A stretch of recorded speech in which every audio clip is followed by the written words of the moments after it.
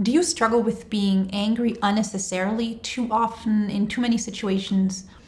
If yes, stay tuned because in this video you will learn about the ego beliefs needless anger comes from and which mental shifts you can take so that you can stop wasting time and energy and damaging your life and relationships with needless anger.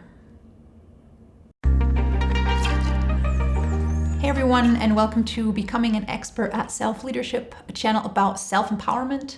I'm Maika, a psychologist, and last week I talked about what a healthy mindset around anger looks like. I distinguished between necessary and unnecessary anger. And this week I want to focus on unnecessary anger, where it comes from and what we can change or how we can grow internally so we can decrease the amount of unnecessary anger that we experience. Unnecessary anger is based on false expectations and beliefs about ourselves, others, and the way life works. These are expectations that are bound to be disappointed and then trigger frustration and anger. The term ego has many different meanings. Often it's referred to as that part in us that causes trouble, that isn't willing to go through any type of discomfort, even if it's necessary to reach our goals. It's the part of us that doesn't want to accept things the way they are when the way they are isn't the way we want them to be. It's the part in us that was hurt in the past and is afraid of getting hurt again, and in that way overly busy protecting itself and causing us to miss out on life in one way or another.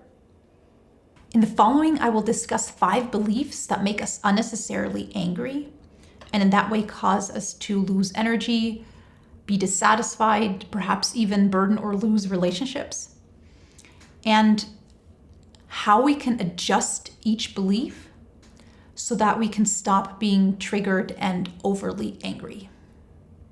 Number 1, I need to be the best person in the room. I need to be perfect. This is probably the ego belief that is easiest to recognize when we can't stand not being the best person in the room or not being perfect. What exactly that means depends on what's important to us. It can mean that we want to be physically the strongest, that we want to be the smartest, or creatively most talented. The ego believes that being the best person in the room is the safest place to be because we can't get hurt there. Nobody can reach us. What the ego doesn't notice is how easily it is triggered when that fantasy story and narrative is threatened, when someone changes the topic in a conversation onto something that we don't know much about, or when it somehow becomes obvious to others or us that we're not perfect. The ego will then try to spin its story even harder, even if that means we're starting to live so far removed from reality that the part in us that craves authenticity starves. Here are some healthy reminders for that part in us, and I will now address it directly.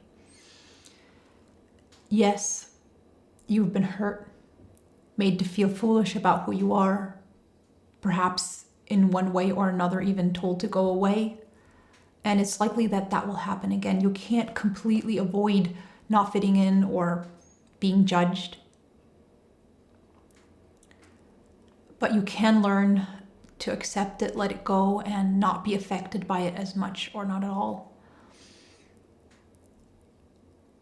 Only if you choose courage and to be who you are can you find what you are craving: deep emotions, authenticity, and strong bonds with others.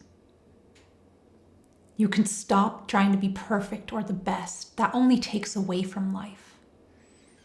Your worth isn't defined by your accomplishments. You were born worthy and full of potential. It's not about what you achieve, but about expressing your values along the way. Number 2, my perspective is the most important one. Others need to approve of me no matter what I say or do. Related to this ego belief is the belief that others need to play by my rules and better not challenge my perspective. And if they do, I'm justified in blaming them for my anger and harming them by calling them names, dehumanizing them, or criticizing them harshly.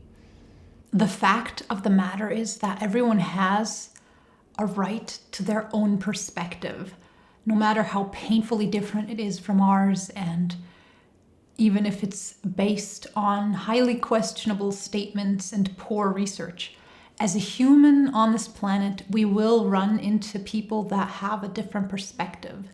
And if we get angry every time that happens, we will spend a lot of time in unnecessary anger and degrading others, besides the fact that it's harmful to someone and damages authentic dialogue, will only rile us up even more.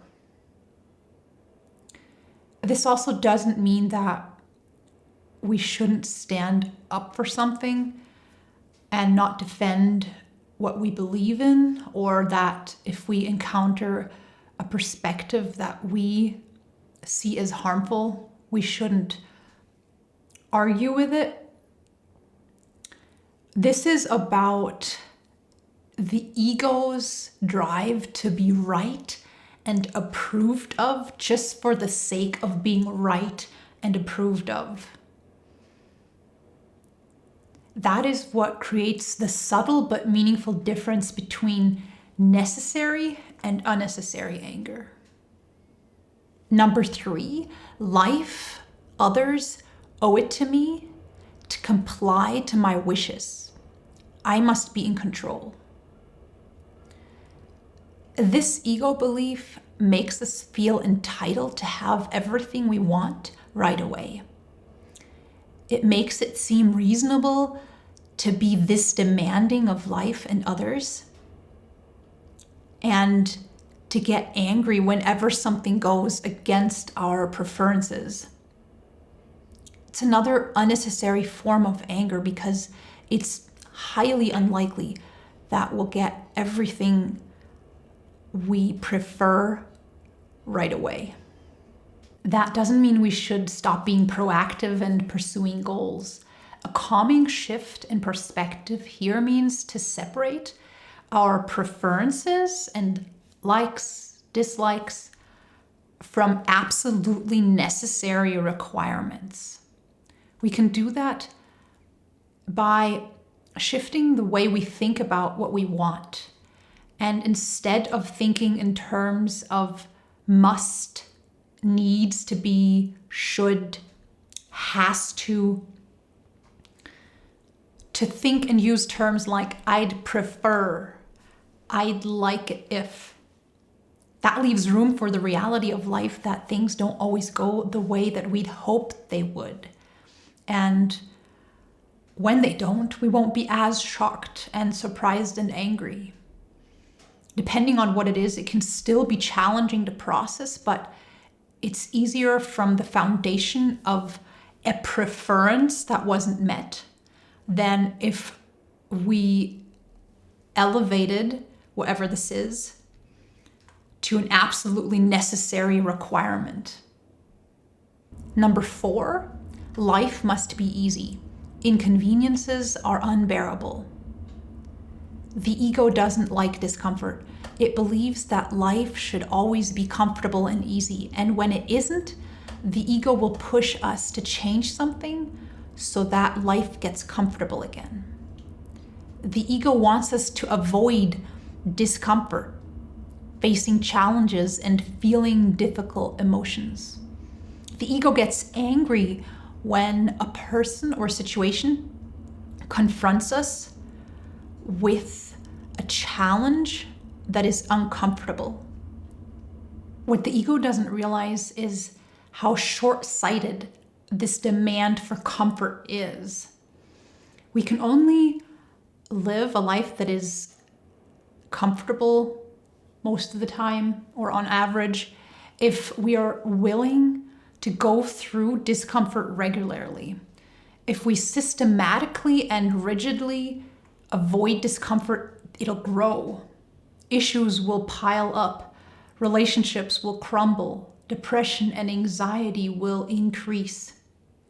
Getting angry at the prospect of discomfort is another form of unnecessary and, in the long run, harmful anger. And besides accepting discomfort as part of life and learning to go through it when it's necessary to pursue your goals, it also helps to introduce another differentiation in your language here. Instead of labeling an uncomfortable situation as horrible or unbearable, call it uncomfortable. You can bear it. You can do this. You can do hard things. Number 5, anger makes me tough. This last belief that makes us unnecessarily angry is a belief about anger. It protects our unnecessary anger because it sees use in it. The ego has its own logic. It thinks it's helping us when it's actually hurting us. And according to the ego, anger helps us because it makes us tough. It thinks it makes it easier to control situations and other people and protect ourselves. The ego uses anger to cover up and to avoid showing emotions that the ego perceives as weak, like sadness or fear. But, and this is the important question, where is the strength in not facing our fears and not taking responsibility for our issues? Real strength means to look at what's going on, accept it, process it, and resolve it. That is what will actually increase our resilience, toughness, and strength. If you found this video helpful, perhaps you'd like to support the channel by interacting with it in any way, sharing the link, commenting, leaving a thumbs up. Also remember to hit the subscribe button if you want to see more videos like this. Till next time, take care, and remember, anger that is unnecessary comes from anger-evoking ego beliefs, which we can transform by recognizing them and then adjusting and shifting our perspective.